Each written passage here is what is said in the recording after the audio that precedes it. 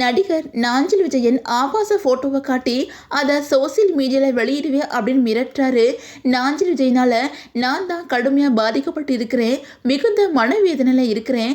தொடர்ந்து இதே மாதிரி அவர் என்னோட பெயரை கெடுத்து வந்தா என்னோட வாழ்க்கையை நானே முடிச்சுப்பேன் அப்படின்னு சொல்லிட்டு நடிகை வைஷு ஒரு பேட்டியில் கண்ணீரோடு பேசியிருக்காங்க.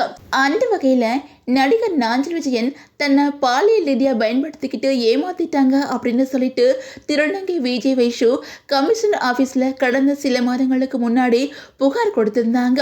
இதையடுத்து அந்த புகாரை வைஷு திரும்ப பெற்றுக்கொண்ட நிலையில் சில தினங்களுக்கு முன்னாடி திரும்பவும் நாஞ்சில் விஜயன் கூட இருக்கிற ஃபோட்டோவை ஷேர் பண்ணி, நீங்கள் விஜய்க்கு சப்போர்ட் பண்ணுறீங்க, ஆனால் என்னோட மனசை மட்டும் புரிஞ்சிக்காம புறக்கணிக்கிறீங்க அப்படின்னு குறிப்பிட்டிருந்தாங்க. அது மட்டும் இல்லாமல் இதையடுத்து நாஞ்சில் விஜயன் நேத்து வைஷுவோட மாஸ்டர் பிளான் அப்படின்னு சொல்லிட்டு ஒரு வீடியோ வெளியிட்டிருந்தாங்க.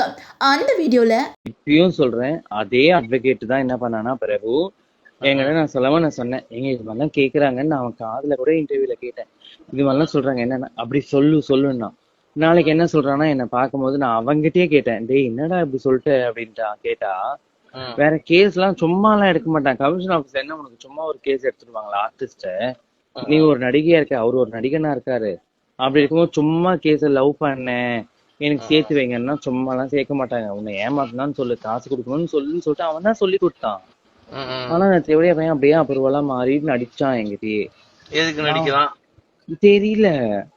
இதையடுத்து இப்போ விஜய் வைஷு ஒரு பேட்டியில் என்ன சொல்லியிருக்காங்க அப்படின்னா, நான் நாஞ்சில் விஜய் மேலே புகார் கொடுத்ததுக்கப்புறம் 2 பேருமே பேசாம தான் இருந்தோம். கடந்த ஜனவரி 6ஆம் தேதி ஹோட்டலில் நடந்த நிகழ்ச்சியில் என்ன மீட் பண்ணினாரு.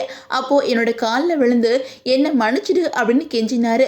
திரும்பவும் 2 பேருமே ஃப்ரெண்ட்ஸாக இருக்கலாம் அப்படின்னு சொன்னார். அதை நம்பித்தான் நான் பல விஷயத்த அவர்கிட்ட சொன்னேன்.